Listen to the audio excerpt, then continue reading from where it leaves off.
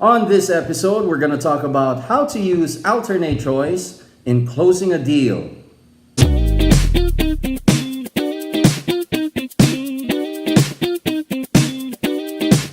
Okay, so Mr. Client, what would you like to start right now? Option A or option B? So Mr. Client, available ka ba ng Tuesday or Wednesday? Okay, so would that be on annual or semi-annual? Okay ba sa'yo around 6 p.m. or 7 p.m.? So which do you prefer? Paying on cash or check? Would you like to meet in the office or dun na lang sa nearby coffee shop? Hey everyone, this is Jeff Luspo, And this is Ron C. and welcome to episode 8 of the Always Be Closing Show. Before we discuss how to use alternate choice, why is it important for people to understand the importance of closing? Right, okay. Jeff, nice shirt ha? Oh, Yeah. I missed your shirt already. Yeah, I know. Doon sa closing process, merong laging iniisip si client. Magagalit ba asawa ko? Is this the right product for me? Kaya ko ba to i-sustain? So those what you call advanced remorse. When a client actually decides to get what you're offering, yung enthusiasm mo, na-transfer mo sa kanila bigla. Right. You know, Okay. they become positive as you. Tama? Yeah. We have to make sure that before we go through the closing process, nandun na din si client emotionally. Diba? Right. So you're able to motivate the client, diba, to get this. Now, pero how do you guide the client? Okay, so number one is, alternate choice. Alternate choice. Alternate choice. Ang ibig sabihin na alternate choice is you're giving the client an alternative choice between a yes and a yes. That's right. So kahit anong piliin ng client, pabor pa rin sa'yo. Pabor pa rin sa kanya, pabor pa rin sa'yo. So, ibig sabihin, if you present a solution, present two options for the client.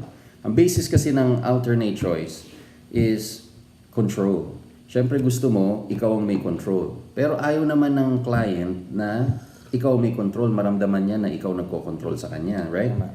But in the sales process, kailangan kasi kontrolado mo yung sequence. So the best form of control is to let the other person feel that they are in control. So if you use the alternate choice technique, mararamdaman ng client na, okay, pwede ako mamili. Right. So they will feel na, I'm in control. Okay, I'm gonna pick option 1. Yeah. But in reality, you're still the one who's in control kasi kahit anong piliin niya sa options na binigay mo, whether option 1 or option 2, pabor pa rin sa'yo, pati sa client din. Right. Natulungan mo yung mag-decide yung client, natulungan mo rin yung sarili mo makaklose ng deal today. Right.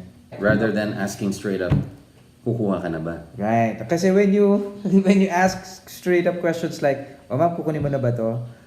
You know, you're giving the client an opportunity to say no. Sasabihin nila na mag-hesitate no? Right. Alternate choice is a good way of guiding the client to the predetermined point, which Right. is actually the sale. Okay? So it's like guiding the client na parang sinasabi mo na, it's okay to decide today. Yes. Diba? Okay lang na mag-decide today. So you're really transferring your certainty doon sa client. It helps the client decide rather than asking na, so how would you like to settle your payment today? Tapos magtititigan kayo. Oh, yeah. Right? Diba? So awkward. Mas magiging awkward. Baka sabihin pa ng client, sige, pag-isipan ko muna kung anong payment method ang gagawin ko. Right. But if you give options, like 2 options right away, pipili nilang si client. It helps the client decide today. Right. So after that, usually it's paperwork already. Doon na Right. pumapasok yung next technique natin na full assumptive. Yes. Okay, when you say full assumptive, that is when you assume already that Na okay na. okay na. Without really, kasi you're not, di ba naman diniretso si client na, ma'am, start ka na ba today? Tama? So it's an implied yes. Since, di ba, nagbibigay siya ng, binibigay naman niya yung choices niya, i-assume mo na Right. okay na yung sa'yo. Yeah. Di ba? So, ano na yung next? It helps the client decide din kasi. Right. Okay, so that's good. So, minsan, ang ginagawa mo, in order for you to bridge from the alternate choice to full assumptive, pwede ka rin mag-alternate choice combined with a full assumptive, right? Tama. So, after asking, how would you like to settle this? Gusto mo bang gamitin yung credit card mo or cash? Pag sinabi niyang, I'd like to use my credit card. Okay, this is the application form. Sino bang gusto mong gamitin beneficiary? Yung wife mo or yung kids mo? Pag sinabi naman niya, pwede bang both? O pwede ma'am, pakisulat na lang po dito yung mga beneficiaries mo. Ito po. Yan. Pwede rin, di ba? So, Right. you're already using the full assumptive technique combined with the alternate choice. It helps the client decide today. You can use alternate choice when you're setting up appointments. Correct. Okay, so ma'am, where do you want to meet? Ayan, where do you want to meet?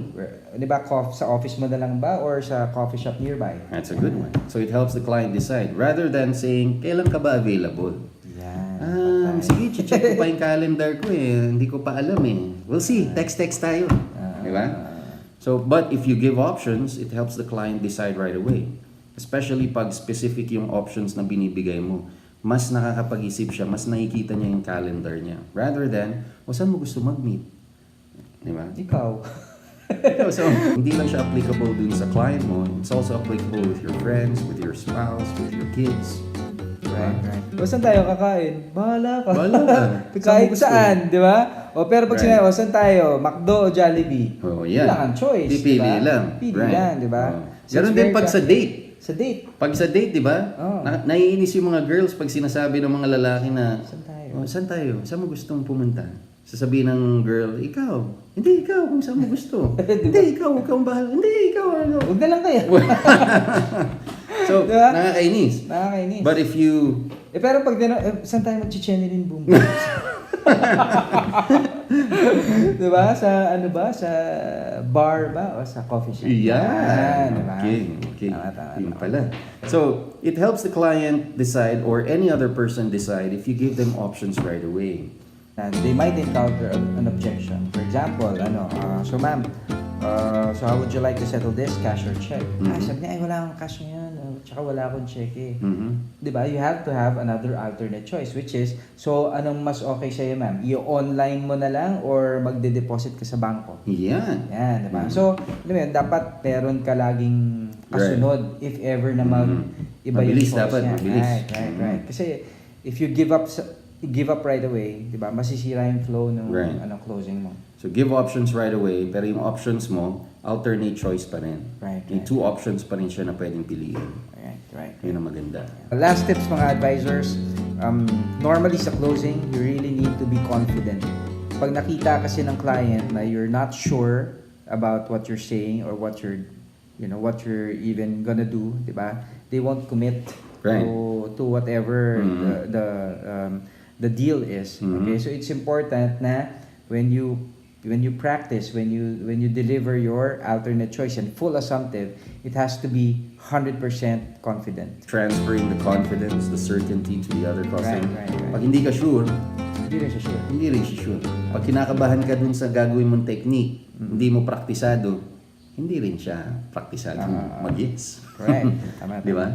So mahirap yun. So use this technique to practice role play with your co-advisors.